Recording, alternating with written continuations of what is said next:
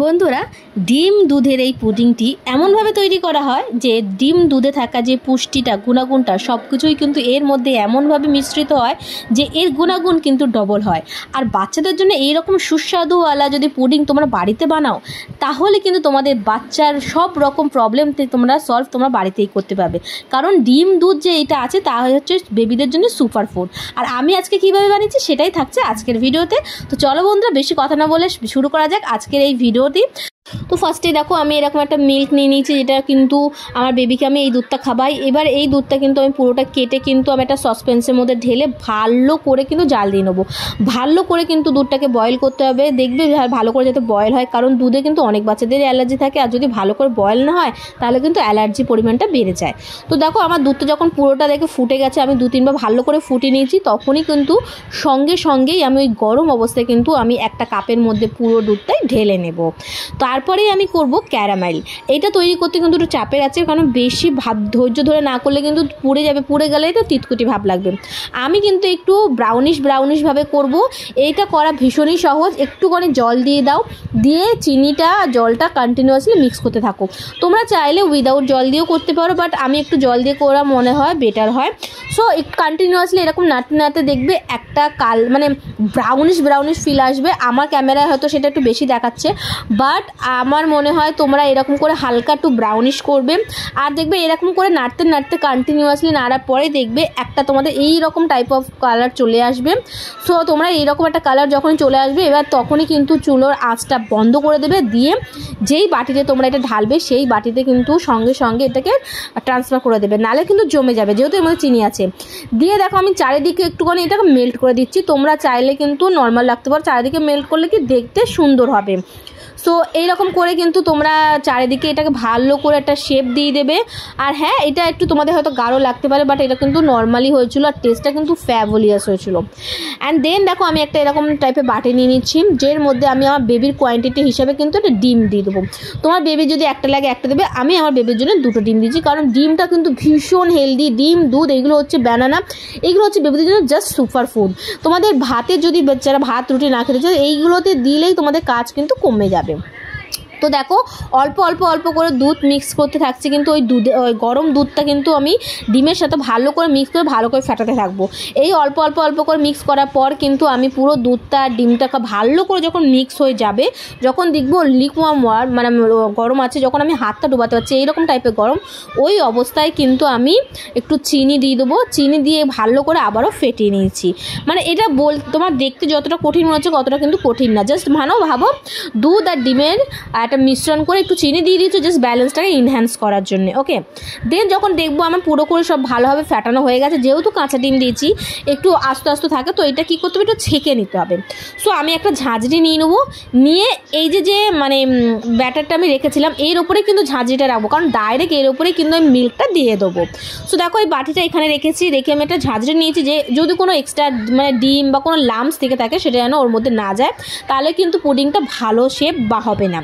So দেখো এরকম করে ছেঁকে নেবে, কিন্তু এটা ম্যান্ডেটরি, এটা ছেঁকে নিও, কারণ কি তাহলে কিন্তু এটা শেপ ভালো আসবে আর ভেতরে কোনো কিছু এক্সট্রা জিনিস যাবে না। তোমাকে আমি দেখাচ্ছি কী জন্য বলেছিলাম, যে হোয়াইট পার্টসগুলো আছে দেখো এই দেখো ডিমের, সেটা কিন্তু অনেক সময় যায় না, আর এইটা গিয়ে দলে বেঁধে যায়। আর যখন এটাকে আমি একটু বয়েলিং করব, তখন কিন্তু ভিতরে একটা ডিমের একটা বাজে একটা লেয়ার থাকে, প্লাস একটা স্মেল থাকে। আর অনেকে না স্মেলটা কাটানোর জন্য এসেনশিয়াল কিছু দিয়ে থাকে। সো আমি দেইনি, আমার বেবির ডিম তো কোনো অসুবিধা নেই, তো আমি ডাইরেক্ট দিয়ে দিয়েছি। সো এখন কিন্তু এবার আমি এটাকে একটুখানি বয়েল করব। তোমরা মানে আমি যারা উইদাউট ওভেন আছে তাদের জন্য কিন্তু এটা বেস্ট হবে। ওভেনে থাকলে তোমরা ওভেনে করতে পারো, আর আমি ওভেনে করি না, আমি এরকম একটা কড়াইয়ের মধ্যে দিই, কড়াইয়ের মধ্যে এরকম একটা টিস্যু পেপার দিয়ে দিই, যাতে যখন নড়বে না, টিস্যু পেপারের জন্য কিন্তু এই যে বাটিটা বেশি নড়বে না। তোমরা এইটা একবার করে দেখতে পারো। আমি যখন এরম বানাই, এরম একটা টিস্যু পেপারের জলের মধ্যে দিই, তাহলে কি জলটা যখন ফোটে তখন কিন্তু বেশি বাটিটা নড়াচড়া করে না।